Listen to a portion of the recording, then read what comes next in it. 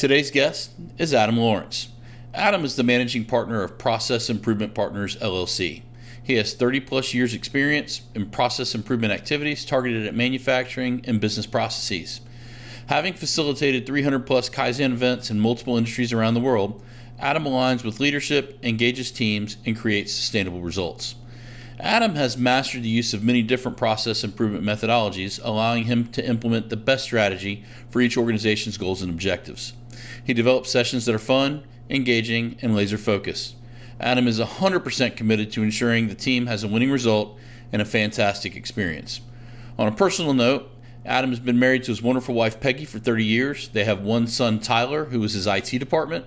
And Adam grew up in the Washington, D.C. area and received his BS in industrial engineering from Virginia Tech. He earned lean certifications from the University of Michigan. Adam enjoys times with family and friends, loud music, traveling, the many great clients he has worked with, his extended family, and his many business adventures. The Wheel of Sustainability is his first book, and we'll talk about that in the podcast. Here's our guest, Adam Lawrence.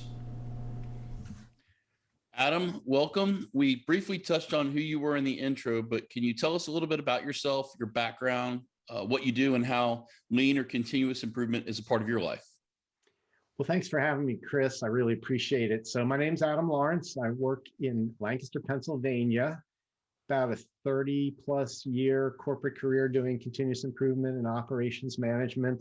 And the last 3 years, I've gone out on my own with a small firm called Process Improvement Partners.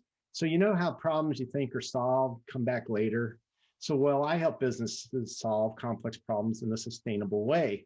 In fact, I helped one client reduce their time to Amazon by 4 days, resulting in a pretty nice savings for them. And the good news is those fines that they were being charged have never come back.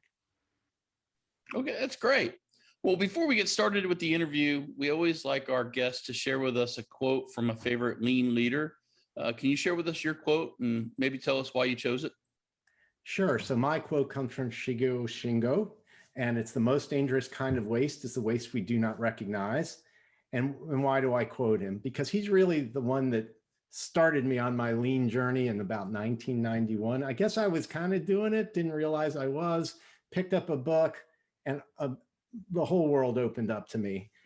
So I definitely follow him and his advice and just really cool stuff in any of his books. So for me, it was Masaki Amai, but then right after I read that, then it became Shigeo Shingo, then it was John Shook and Goldratt. But it's and it's one of those moments where you read it and you're like, oh yeah, this makes sense. I've been kind of doing this already, but now we're doing everything wrong. Correct. Well, mine, I guess it was Shingo because it happened to be a book on a bookshelf. And the supervisor I was working with said, yeah, you can have that book. I've never even opened it. And I'm like, what? Took it on an airplane, started reading it, and just the whole world opened up. And it's like, oh my God, we could be using this right now in our little factory. What were we thinking? I have to say that I've probably grown more developmentally on airplanes than anywhere else because you're a captive learner at that point. It's either sleep or learn, right? Or watch a movie on whatever they have now. But back then that wasn't an option. That wasn't an option. That's right. Or hopefully you get a seatmate that you enjoy speaking with. But if you don't, then you play dead and sleep. Yes, exactly. Right. Well, one of my goals for this podcast, Adam, is to help other lean leaders resonate with your experiences. So can you tell us a story about why or how you chose the work that you're doing now? Well, sure, absolutely. So early on, so I'm an industrial engineer by trade. I think the reason why I did that was all the other engineering was so much tougher. But what I really liked about it was how people interact with their processes. And again, our curriculum was a little easier, so I didn't have to stay up as late as some of the other folks. When I first started my career, I was able to kind of get creative and inventive and worked with a lot of people in our factories. I was working for a furniture company. And the first thing they said was, well, you're the first person that really listened to what we had to say. And I'm like, what? That's crazy. You guys know what's going on. So that kind of started my improvement career going, and people started bringing ideas to me. Animal, try anything kind of idea. So then then certainly influenced by Shingo, started to really understand what lean was. A little later, Six Sigma, but frankly, I'm a lean guy, to be honest with you. I don't even put the two terms together. So the story really comes out of Shingo's book. Reading on that airplane, there's a story about socks. I won't go into it, but it's why his feet were blistering. And I was able to use exactly the story to improve our setup time on a punch press using a dab of oil between washers. And the amazement of the people in my factory and mine as well, testing this concept, immediately improved our situation and created believers of all of us. So I became voracious in my desire to learn more about it. And I don't know if you know this, there are 8 translated Shingo books, and I've read every single one of them because I'm just that geeky. Oh, wow. There are 8, maybe there's more, but 8 translated into English that I'm aware of. Some of them are quite difficult in my world to read, but a couple are just fabulous, and I refer to them often. So what I love about that story is you were impacted by something that you read, and then you took it back to Gemba. You didn't go take it to a conference room or a meeting. Like, you went straight back to the floor, to the punch press, and you engaged with the people that are doing the work. And like, they were like, wow, no one's ever spoken to us before. And they're the experts. They're the ones that do the work every day. They're the experts. Absolutely right. Right. And listen, they were as skeptical as I was, but all we did was we put 2 dial indicators on corners of a die without adding the oil. We got our measurement. And when we added the oil, the measurement was 0. And everybody's like, oh, what were we doing for all these years? And so that, like I said, it just became kind of a rapid growth in learning for everybody going from then on. So it's run the experiment, and it's amazing how that first experiment, when it's successful and everyone sees it and there's this touch of amazement with it, that it becomes the springboard for what's the next thing that we can figure out, and what's the next thing that we can figure out. And they build off of one another. Right. And really what it teaches you is exactly what you were saying. This is all about people. It has nothing to do with tools. It has nothing. I mean, desire over skills any day of the week, man. If people are excited, they're going to give you their creativity, their ideas, their heart, their mind, and they're going to solve problems. People solve amazing problems every single day. I just saw a dude go up into space, right? I mean, it took 17 years and lots of money, but you know what? They solved the problem and off they went. And there's someone else that's going to take what he's done and go on and do the next thing and the next thing. That's exactly. It's incredible. Right. Exactly. Well, you shared with us this aha moment, this success story, this first thing that gets everybody excited. But lean work is not always happy endings. It's not always success stories. It's not always rainbows and unicorns. But there's setbacks and there's pitfalls. What was the one that stands out the most to you, and what did you learn from that experience? All right, this happened in Macon, Georgia, at the world's largest ceiling tile plant. You can look it up. And so I was helping a team. This was 1998, I believe. You're never supposed to date yourself, but too bad. Okay, so they used to allow me to work with teams. I would go to Gemba day 1, meet everybody on the line, and then that would be my team for day 2, 3, 4, and 5, right? So I did that. Great opportunities all around. The sponsor was the business unit manager, and he and I were like, yeah, I'm going to let you do it. First day, we started making all these great improvements. He wasn't on the team. We never saw him out on the floor, right? So I go to his office and I say, hey, your team's doing great. You ought to check us out. Well, it's kind of busy today, et cetera, and so on. Oh, well, he said, well, if I have time tomorrow, I'll come on out. Okay, great. Second day goes, nothing, never comes out, but we're just killing it. We're just making, stuff these guys have been fighting and gals have been fighting forever. We're welding stuff. We're designing stuff. We're getting rid of stuff. The line is running better. People are coming up to us to see, what are you doing? This line is running almost too well. We're like, we're just fixing the stuff we've been wanting to fix forever. Guy never shows up. I go to his office end of day 2, right? And he left for the day. Something more important was going on, like a high school baseball game or I don't know, book club. I don't know what it was, but apparently what we were doing was important. So you can probably tell I wasn't real happy. I was kind of young in my career. Day 3, I decided not to wait till the end of the day.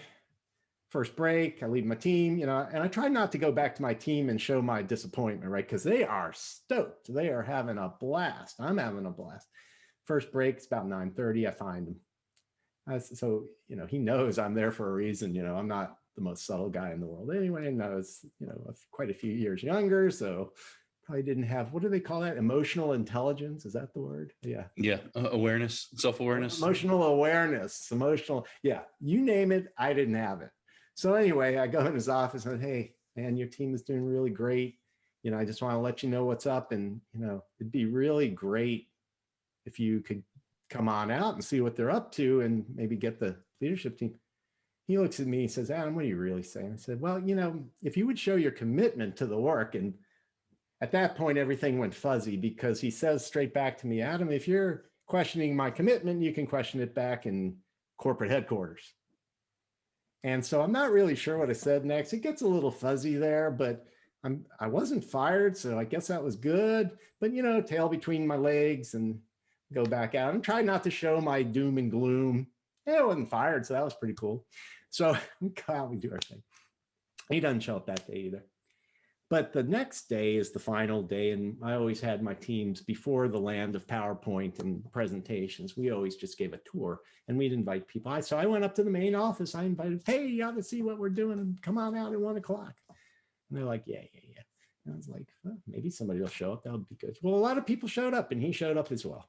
So that was cool. And there was lots of clapping and there was lots of excitement and enthusiasm. And they invited me back a lot of times afterwards, which was really cool. So what's the lesson in all that? Okay, so clearly, I did not set up the team for the win around the leadership commitment piece, which is the most important of all of this. And clearly, I did not know how to describe, express, position, or set up leadership for their win and their support.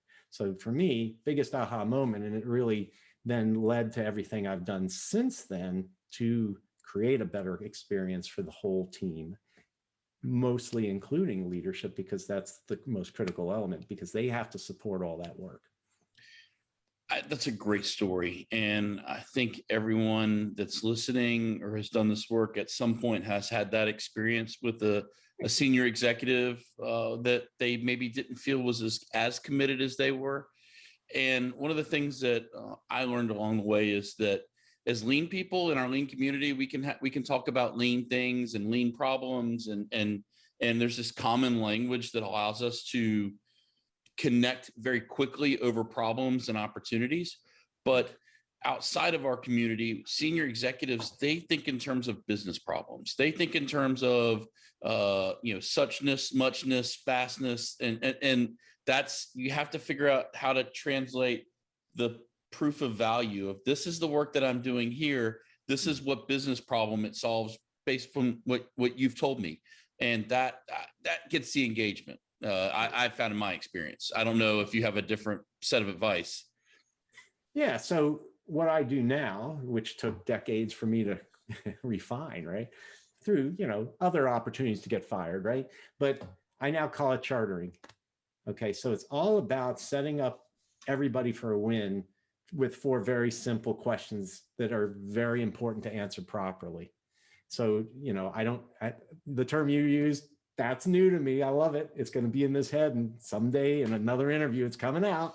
So don't be shocked. So charting, very simple, right? The first is problem we're trying to solve. Okay. But why is it important? Why is it a problem? How does it manifest itself? How does it impact customer, employee, the team, the facility, the business? Can you give me an actual measurable impact, either cost or safety, quality, customer delivery time, whatever it is?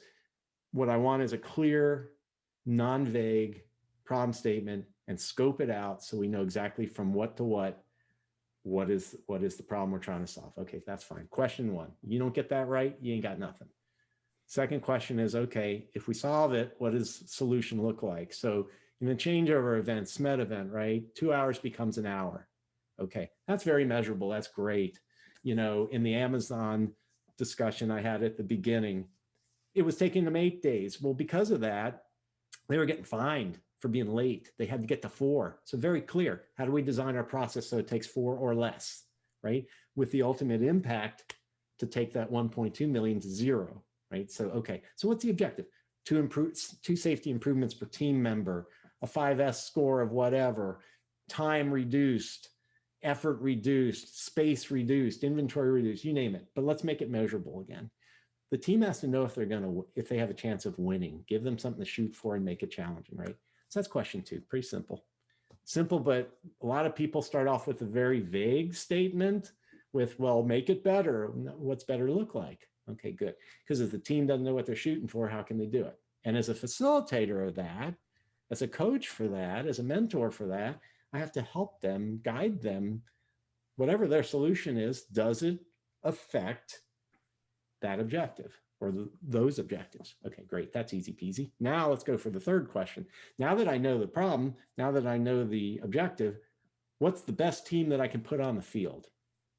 Okay, the 1927 Yankees for you baseball fans, or the 19 something something Bulls, or that won 72 96 Bulls. Good. Well done. Okay, that was good. You beat me to that one. Okay, so what is the best team that you're going to put on the field? First of all, people in the process, number one, most important, representing, if it's more than one location or crew or shift or whatever, the people that are feeling the pain have to be in it. Then people who manage the pain, the people that are customers of the pain, the people that supply the pain. Okay, that's the best team on the field. People that care, right? Just don't throw people at it unless you've done hundreds of these things and everybody just needs their opportunity. But then don't just throw them at it. They got to care. If they don't care, why are you doing it, right? They have to be invested. They have to be invested. So investment's important too, being that, are they 100% fully engaged? The only thing that can stop them from being part of this is that a family emergency, or there's a fire in the factory or the business office or whatever it is. Okay, that's 3. 4 is who owns the output. Who owns the output when it's over? Who's got to live with it 24 hours a day, every second, every minute? That's my team leader. Okay, answer those 4 questions. So that's how I engage with leadership to ensure that they're truly committed. It's clear. We've now created the contract, if you will, for the team. This is what you solve. Now, I've gotten so far into this that I'm not sure I answered your question. So you might have to that was a great answer. What I love about that is that by creating that charter or doing the chartering, you're changing the human dynamic in the situation. No longer is it Adam sitting across from the executive anymore. It's right. We're collaborative. We're standing beside one another, right, looking at the charter together, and that's the focus of everyone's attention, rather than this interpersonal dynamic where it's competing ideas, political right. power, social power, etc. I love it. Great answer. Okay, well, I had no idea if the original, because I think then it leads to the actual work leading up to the effort before, during, and after, which then is now everything is designed to accomplish the charter, and the leadership side of that, the image that we create for leaders of how they engage before, during, and after, charter being the first step in. We'll talk about the book later, but it's my whole idea of wheel of sustainability, which is all the components that require leadership commitment, now creating the image of how they engage with every portion of it so that team has the winning experience. That was a great setup for the next question. We talked about the moment where you had a setback and what you applied and learned from it. There had to be a moment like this. We call them aha moments. Right. It's like when all of the tumblers of the universe unlock and you realize I'm doing the work that I'm supposed to be doing. Can you share with us that moment and that in your career journey? Right. So there's a couple of them. So I'll do one. One of them is that engaging people is the most important thing. Engage and empower them, right? That probably balanced with the leadership commitment. We talked about that a little bit. Let's talk about people. The day that I asked the question, first come, first serve, put your name on the thing you want to work on, when the team had prioritized to 3 projects. And this gentleman jumped right out of his chair to put his name on that document. Said, he personalized. He's working on the thing he wants to work on. how do I do it? So everybody is always working on the thing they want to work on, because if they have that passion, interest, and desire, I remember desire beats skills any day of the week, right? So if I could get people to do more of that, we're going to get better, we're going to do more, and they're going to enjoy the hell out of it. And the point of that is that then they'll want to do more of it, which means that when I leave, they still keep the good thing going. So that's that piece.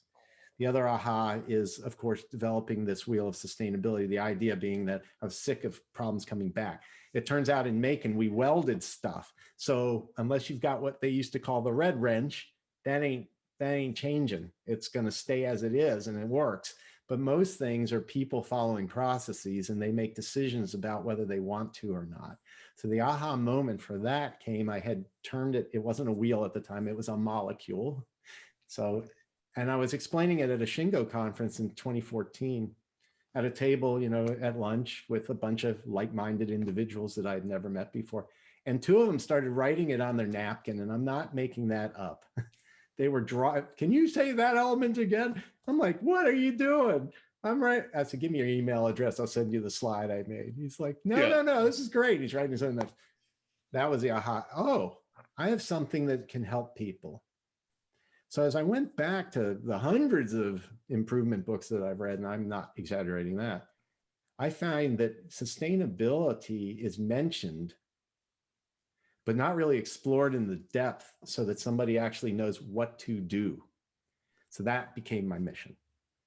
I said, okay, it made me ill to see problems come back. What am I doing about it? So through huge amounts of trial and error, I got to this final thing, and it's probably not final, but it's where I am at the moment, of a system that is helping people sustain. And the key for me is that we put the sustaining system in during the Kaizen event, not after. It becomes part of it so that we are implementing, therefore no homework.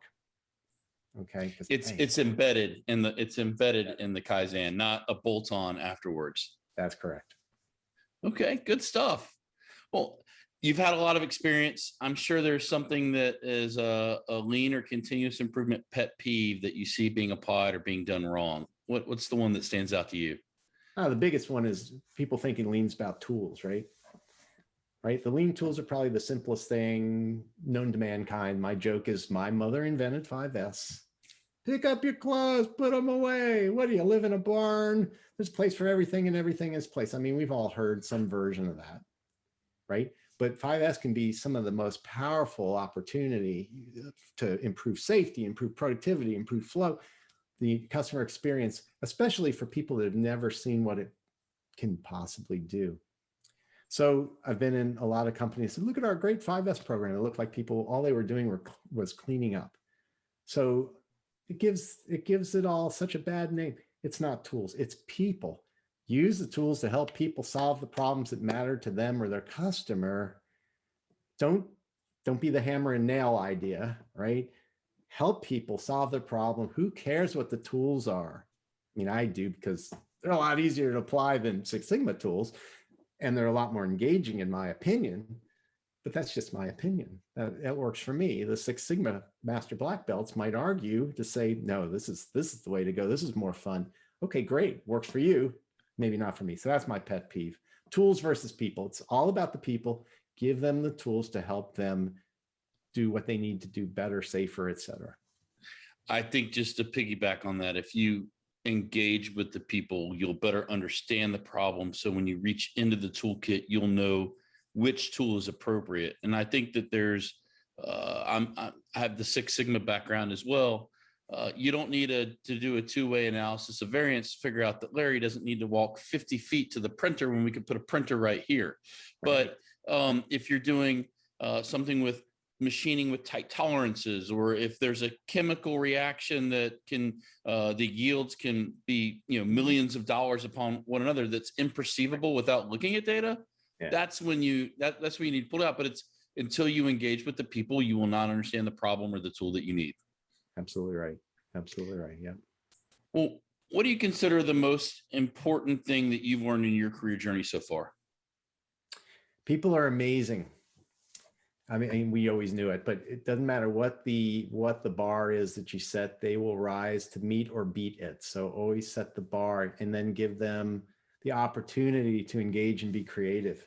Because when they do that, they solve any problem. Just like we said, dude just went up to space. Yeah, and he kind of ticked off the other guy was gonna go before him. That's kind of cool. It's like, what are you gonna do? But so how was that done? They said, we're going to figure this thing out. And they figured it out. Well, that's what folks do. And the only thing that holds people back is in their heads. It's them telling themselves, we can't. Well, why can't you? Let's try it. Let's just see what happens. I've very often said, well, let's just see what happens. And that seems to loosen it up a little bit. Still, they're kind of like, I don't see, like, how are we going to get all crews to do this thing the same way? What if we train them in a way that they want to do it the right way every time because they realize it's the safest, easiest, stress-free way to do it? Oh, there's a way to do that? By golly, let's figure it out. And the other thing I've done is that I also realize that you got to be flexible. So in every session plan that I create, I have day 2, day 3, day 4, if I have that many days, I have what I call 10-minute lean at the beginning of the next day, because something invariably is going to go sideways. So, or maybe there's an opportunity that was missed. So it gives us a chance to talk about some other ways to think and open some minds again. And after their minds had relaxed overnight or in the shower and in the drive, all of a sudden they go, whoa, wait a minute. So we were just fixing the flow in a lab, and it was ostensibly a 5S event. This was last month, so it's top of mind. And frankly, I could have walked away in the 3rd out of 4 days because it was beautiful. This lab was so much nicer, but I had like 4 hours. And I've done so many of these now that I kind of challenge myself, how much further can we get? So I taught the team spaghetti diagram. And so we had the lab owner, after we had fixed his lab, right? Said, well, let's do spaghetti diagram and find out if we're as good as we think we are. Walk us through the process. So he walked us through the 14 steps of the process. We made him walk to the loading dock and the receiving dock and into the lab and do all these things. And they spaghettied all over the place. And they all looked at it and went, oh my God. And I said, now, tell you what do you see? Do you see any opportunities we can do in the next hour or so? Oh my God, we can move this over here. 3 things we moved. 3 things. We didn't have to build anything. And we re-spaghettied. And by golly, we took at least half the motion out of the process. So flexibility, right? Opportunity, always trying to help teams get more value. Maybe they learned a new technique they wouldn't have learned otherwise. I know for me, it helps me stay sharp to say, how much further can we go? How much further? Because they had already beaten their objectives. There's no question in my mind. But I was like, why wouldn't you? There we are. We could have just kept making things look pretty with beautiful labeling and all that, but that's not what we were there for. We were there to improve flow to the customer and make that the safest, best lab to work in for this lab owner and anybody that engages with him. So it wasn't a 5S event, although they thought that's what they were getting. Yeah. Well, Adam, put yourself back into the shoes of a young Adam Lawrence who was starting out in his career with this thing called lean and continuous improvement. And if you could have a conversation with him today, like right now, what piece of advice would you give him? Well, the first thing I would have said is go out on your own sooner. Because I tell you what, everything relies on you doing it well or poorly. You do it, but the adventure of it, the excitement of it, the ability to help people. So if they had a great experience, that's on you. If they had a terrible experience, that's still on you, right? So that's exciting. It's a little risky. It's a little stressful. There are those moments like, hey, the phone didn't ring for 2 weeks. Now what do I do? That would be the piece. And then just believe in people. Just believe in people. They got the answer. Just listen to them more and you'll get it. They'll get it. Great advice. So for the individual that's listening to this podcast right now, that's maybe a little bit further along in their continuous improvement career, I would use the term journeyman or journey person, journey woman. There you go. What piece of advice would you give to them? And maybe it's something that a mentor or someone shared with you recently. I think the key is there's so much to learn from everybody, and just keep reaching out and having conversations, right? And just be willing to challenge yourself Or maybe you find out, okay, this is what I really believe because I just argued for 2 hours with this person about it and I like my way better. Okay, cool. I find myself doing, and just don't be afraid to try something new and maybe make a boo-boo, as long as you learn from it and you didn't put anybody in harm's way, of course, right? Because there are some risky things that happen in Kaizen events. Virtual ones, maybe not as much, but possibly, but certainly in the physical ones, when you're moving equipment or you're coming up with a better lockout procedure or changeover procedure or training of people. I mean, we're dealing with people in their livelihood. So it's got to be controlled and also well thought out from a safety perspective. I completely agree with that. I think one of the things that this past year has taught us is that doing virtual lean events, yeah, you minimize physical risk, but you at the expense that you increase the chance of emotional risk with thinking about people's feelings and how they engage and how they show up as a person. And it's one of those things that we should have been aware of more frequently early on in this process. You talked about getting engagement, but having that spirit of run the experiment, but then also doing it in a way to where everyone feels like they have a voice to come along with the change. Right. That's good. Good point. Good point. All right. So I know that your favorite book is The Wheel of Sustainability, but do you have another favorite book or an author or mentor that you would recommend to our listeners? So I told you I'm a Shingo geek. So there's 2 Shingo books that are freaking awesome. One is The Sayings of Shingo. That's a blue book, Key Strategies, Plan Improvement, but it's The Sayings of Shingo. That's awesome. And then the original SMED book, The Revolution in Manufacturing. I like The Toyota Way. I like The Goal. I like The Innovator's Dilemma by Clayton Christensen, if you've ever read that one. It's not a lean book, but it really makes you think about disrupting technologies and industries, which is just people being creative again and solving a problem that people didn't know existed. So I'm a big fan of that.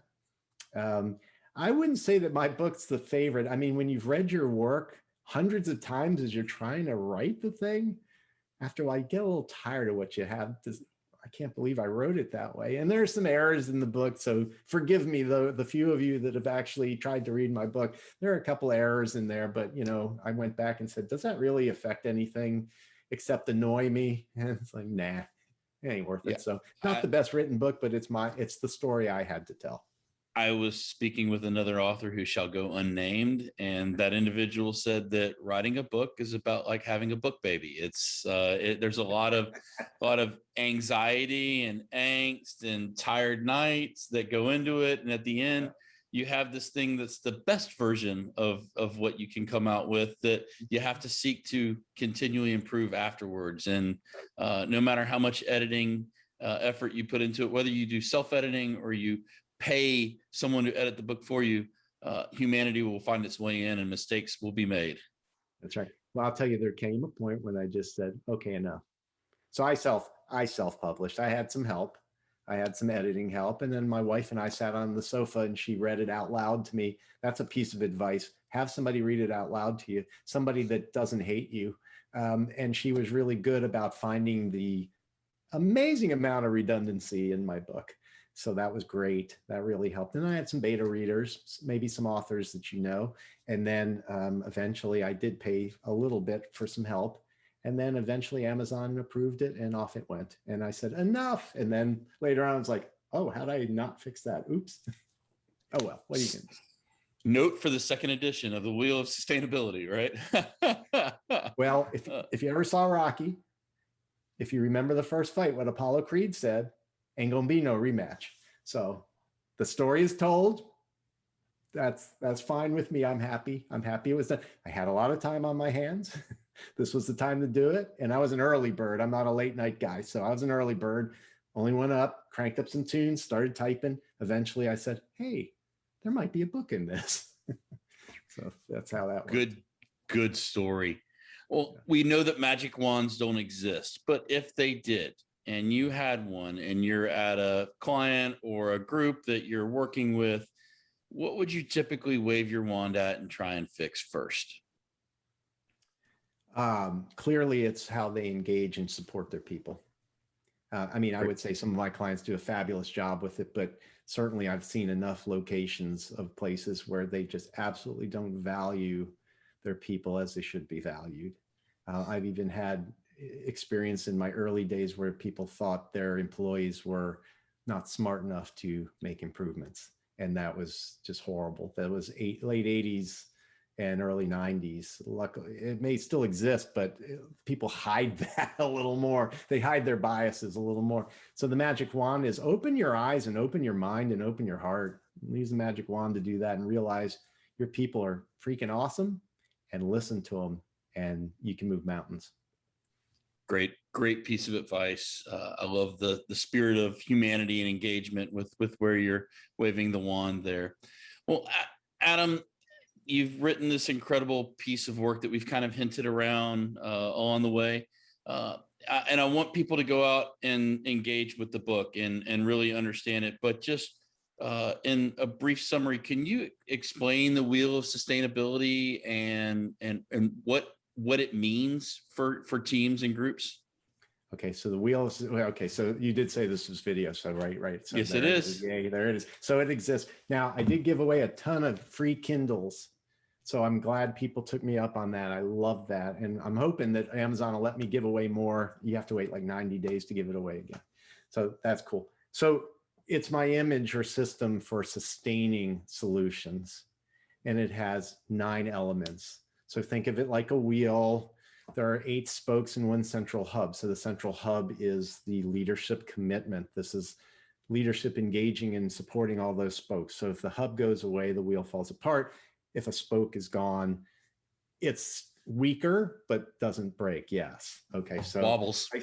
It wobbles. So I'm going to explain those 8 spokes as quickly as reasonable. Notification is about if we're making a critical change. So this all applies to a change or an improvement or what have you that's critical for your organization to sustain. So you name it, it's what it is. So when one of my teams creates a change, we do notification. Notification is not just the what, but the why. Does it matter? Why does it matter? What is so critical about it? So it's kind of the entry point of communication. Okay, it's certainly not the end. And the larger the audience, the less they're going to pay attention. So it's good to have leaders engage with that notification. Why does it matter to them? Why should it matter to the people in the audience? The second is I call training and review. Now I use my terms, and I've been argued with. Some of those terms don't sound right. Yeah, they're my terms. So what are you going to do? Training and review. So this is modeled after training within industry, but simpler, called tell, show, and do. So this is going to be a one-on-one engagement. We've made a change. It affects you personally. So I'm going to tell you about it. I'm going to show you how to do it. And I'm going to make sure that you can show me and demonstrate your knowledge of it. That way it shows I care. I take the time. There's no hiding of confusion or frustration because it's just you and I. So that's huge commitment. So leadership has to give me the time to commit to do that. All right. The next one is called visible evidence. So think about 5S, think about any visualization from 20 feet away or more. Can I tell that everything's going as it should or not as it should? Right. So it has to be big, has to be obvious. It can be and-on lights. It can be big, massive letters. It can be whatever. Is the person doing what they should be doing at all times? Because we've came up with the safest, simplest thing for them. We want them to do it right, do it safely, do it the best way. Can I see it? So that if I see it currently, certainly I want to engage if I see that it's not. If I see that it is, I should be saying, well done, right? So I should be encouraging when it's right, and I should be helping correct the behavior with help if it's wrong. The next is what I call all tools available, meaning I have everything I need to do the job in the safest, simplest manner. So let's go back to a punch press. I have a large punch press. I need a specific wrench. I have it on both sides of the punch press rather than being needed to take it from one side to the next, laying it down, dropping it, putting me in harm's way because I have to cross over some stairwell with one hand instead of 2 holding the handrails or whatever. So from a leadership commitment standpoint, I need that second wrench. The answer always has to be yes. Always. So I always, now what I do with leadership ahead of any of these events is we have this discussion so they already know here's how you engage, here's how you enter the process. The next one is most of my team members hate this one. It's called clear benefits. So I'm going to, in the middle of the event, not at the end, but early, we're going to go out and we're going to talk to people one-on-one about what we're thinking of doing. So if you think about human nature, the first thing they're going to do is say, what the hell were you thinking? Human nature is expect the worst, hope for the best, right? But this is great because it solves some problems before they become problems. Well, this looks right-handed, but I'm left-handed. Oh, oops. Or what are you going to do when it's not as light in the factory? Or what are you going to do when the printer's not working and it gets jammed? Oh, hadn't thought of that. So they each have at least one-on-one conversation. Now, that of course creates more engagement, more potential buy-in, alignment, or more ideas get. So my joke is I got 12 people on the team, but 150 others are on the team. They just don't know it. They just don't know it. We're just going to get them involved. Okay, that's clear benefits. The next one is called layered audits, right? Layered audits. So the person doing the work checks their work. Great, that's good. The person managing the person doing the work should check the work with some frequency. But when they audit, it should be less than 5 minutes. It should be on the most critical things, and it should be done together with the person. So it shows their importance, their alignment, their engagement. If something isn't right, you can correct the behavior. Keep going up the chain to the CEO at some point with less frequency, and we're saying the same message across all levels, all layers. So it's important, right? So don't do it hiding in the bushes. Do it with the person. Have the two-way learning. You can always learn when you go to Gemba, right? So that's important, which leads to the next component, accountability. Accountability means if I see something, I got to do something. Don't say something, go do something, go help. So I'm late to a meeting. I see somebody, let's talk about somebody almost in harm's way. They're not locking out. Do I keep going to my meeting or do I go correct the behavior? I must go to the behavior. So use that same way of thinking as you would with a child about to touch a hot stove. You would never let that happen. If someone decides to not follow the standard work, you need to engage with them. Be late to your meeting. Go engage. Understand why. Was the training not done? Were they told there's a different way, a better way? Are they intentionally doing it? I would say less than 1/10 of 1/1,000,000% of the time they are. Sometimes they just forget. Sometimes they just forget. So accountability is the leadership accountability to hold themselves accountable to go in and help. It's the most important thing. If you decide not to, you've basically reinforced the bad behavior. And last but not least is recognition. So this is the term that people kind of challenge me about. To me, it's recognition of something that happened. A good thing happened because we did something. And it's the telling of stories. So because I was there, we were able to solve something that used to take me 2 hours, now takes me 10 seconds. Isn't that great? That person's telling that story. And that's fantastic because that builds credibility, builds alignment, builds further understanding of it in the person telling the story. But the ultimate is when somebody tells a story as if they were there and they weren't. And that's when you know the organization is starting to really get it. Now, again, in the center is leadership commitment, meaning we're going to let this all happen. We're going to support it in any way that we know. We're going to say yes to any request. These teams aren't going to request $1 million items. They always do at the beginning. If we had a second building, we could do it. Yeah, don't worry. By the end of the week, you're not going to need a second building, I promise. So, but if I spend $312 at Staples, don't argue with it. It's what the team said it needed. And if they made a oopsie, okay, did they learn from it? We're going to make sure they learn from it. We're not going to punish them. So how does leadership engage with each one of those spokes? And then before, during, and after. The before being the chartering, the during is during the event, the participation, how do they participate? And after is to make sure that all these things are still healthy and operating. And if I have to audit every week, I audit every week. I sign off so everybody knows I was there. And I actually talk to somebody and encourage them if they did well, and help them if they didn't do as well. So help is a critical 4-letter word. We should use it all the time. We should always be in a help mode. That is the wheel of sustainability. It probably took me more than the time you wanted it to. No, you perfect. Because I don't think that you could have, if you left anything out, it wouldn't have had the entire imagery and the entire picture. What I love about the imagery with the wheel of sustainability, with leadership commitment at the center, is that every spoke is attached to that. So they are the beginning or the alpha of all of those elements of the wheel of sustainability. That you can't delegate that to someone else. Like you are engaged with the sustainability of your change management process. Right. Right. So writing a book about it forced me to think very deeply about, okay, what did you really do to make that happen? How would somebody else who wasn't there do it? What are the things you should try to do? What are the things you should try to avoid? And then I write a bunch of stories. I tell stories. I'm a storyteller. So I've got tons of stories in the book, kind of demonstrating what went well or what went wrong. You know, the one about me almost getting fired, there's part of the chapter of leadership commitment, because why not? All the stories I was involved in, these are everything from almost getting fired to almost getting kicked out of my own kitchen to, you know, team success type stories as well. So yes, I even took it to home because I'm kind of geeky that way. It's a part of who we are, large element. Right. So Adam, how can people connect with you if they want to learn more about the Wheel of Sustainability, about your work, or even if they just have a question for you?